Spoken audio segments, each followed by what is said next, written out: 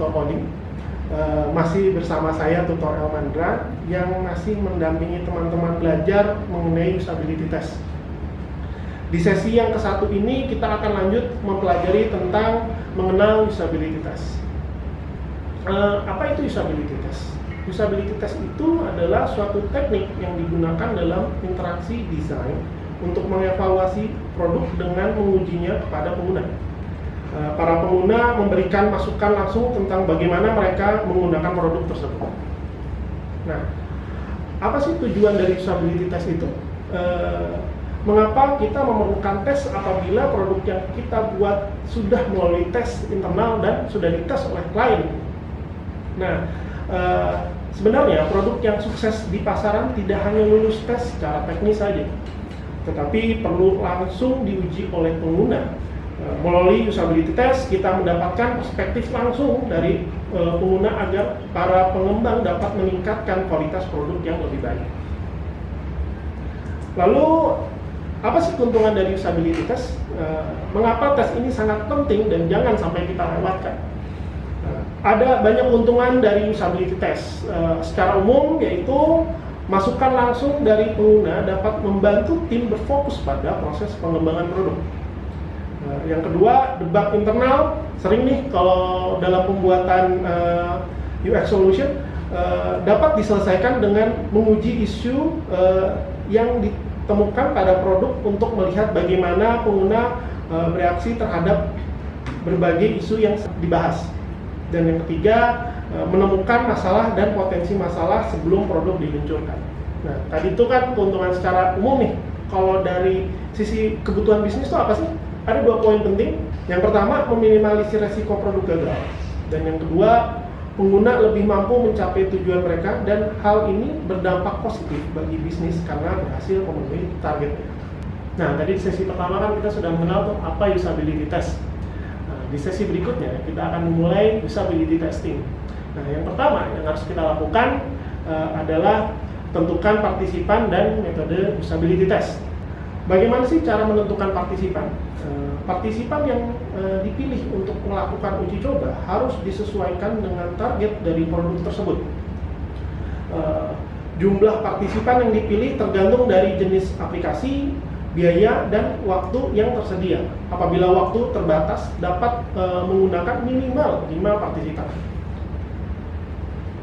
Nah, setelah kita menentukan partisipannya, tentukan metode usability test-nya. Temukan metode yang sesuai dengan kebutuhan produk dan target penggunanya. Jadi sesuaikan juga. Ada beberapa metode yang secara umum itu sudah dipakai metodenya. Yang pertama itu adalah Guerrilla Test. Guerrilla Test itu adalah dilakukan dengan pergi ke tempat umum seperti coffee shop untuk bertanya kepada orang-orang yang sesuai target mengenai prototipe produk. Nah, kapan sih metode ini digunakan? Pengujian Guerrilla bekerja biasa pada tahap awal proses pengembangan produk. Ketika Anda sudah menyediakan wireframe atau prototype low fidelity, tes Guerrilla juga bagus untuk kesan pribadi dan kesan emosional tentang ide dan konsep. Selalu penting untuk diterapkan bahwa peserta penguji dalam pengujian Guerrilla mungkin tidak mewakili audiens target produk Anda. Karena tes ini dilakukan di tempat umum di mana peserta pengujian cenderung didapatkan secara random. Itu mengapa penguji Guerrilla mungkin tidak tepat untuk menguji produk khusus yang digunakan oleh profesi tertentu, misalnya kayak desainer atau broker. Yang perlu diingat untuk metode ini, Anda perlu memprioritaskan semua kemungkinan skenario interaksi dan memilih bagian inti-intinya saja. Karena tidak mungkin menguji semuanya sekaligus. Penting juga untuk diingat bahwa Anda akan memiliki waktu yang sangat terbatas untuk setiap sesi tes. Biasanya orang yang berpartisipasi dalam uji Guerrilla akan memberi Anda waktu kurang lebih 5-10 menit saja. Nah, metode yang kedua adalah Lab Usability Test. Lab Usability Test adalah pengujian dijalankan di lingkungan khusus seperti laboratorium dan diawasi oleh moderator. Moderator itu adalah seorang profesional yang ingin mendapatkan feedback dari pengguna langsung. Selama tes yang dimoderasi, moderator memfasilitasi peserta tes melalui tugas, menjawab pertanyaan mereka, dan membalas feedback mereka secara real time. Nah, kapan sih ini biasanya digunakan lab usability test? Lab usability test berfungsi paling baik saat Anda perlu memiliki informasi mendalam tentang bagaimana pengguna sebenarnya berinteraksi dengan produk Anda dan masalah apa yang mereka hadapi. Pengujian ini memungkinkan Anda untuk mengumpulkan lebih banyak informasi kualitatif.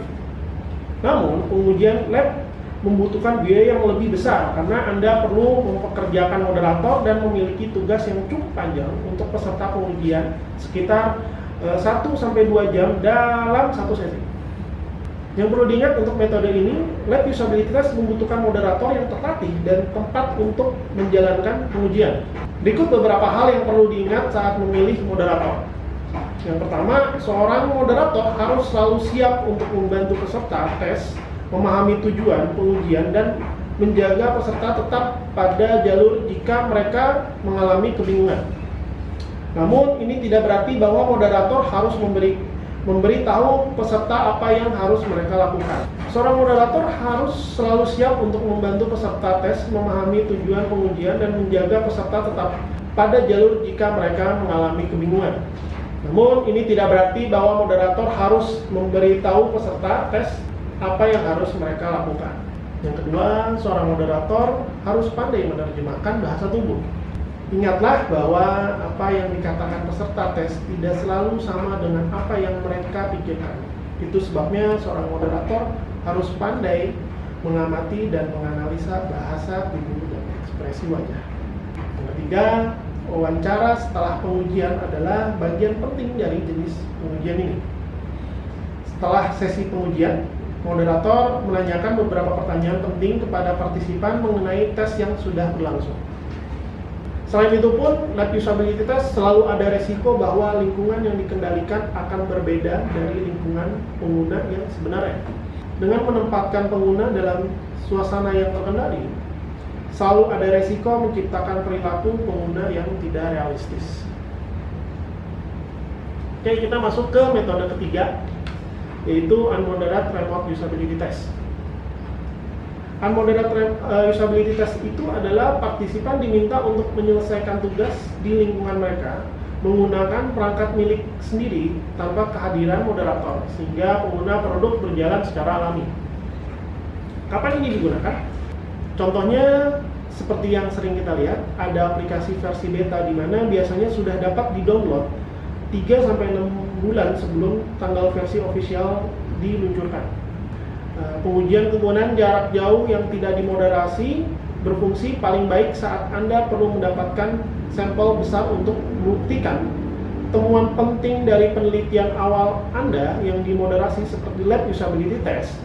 Ya, metode yang kedua, dengan kata lain, Anda memiliki hipotesis tertentu yang ingin Anda validasi pada sebagian besar pengguna Anda. Metode ini cenderung membutuhkan biaya yang lebih rendah, namun jenis pengujian ini menawarkan hasil pengujian yang kurang detail. Metode ini cenderung membutuhkan biaya yang lebih rendah, namun jenis pengujian ini menawarkan hasil pengujian yang kurang detail.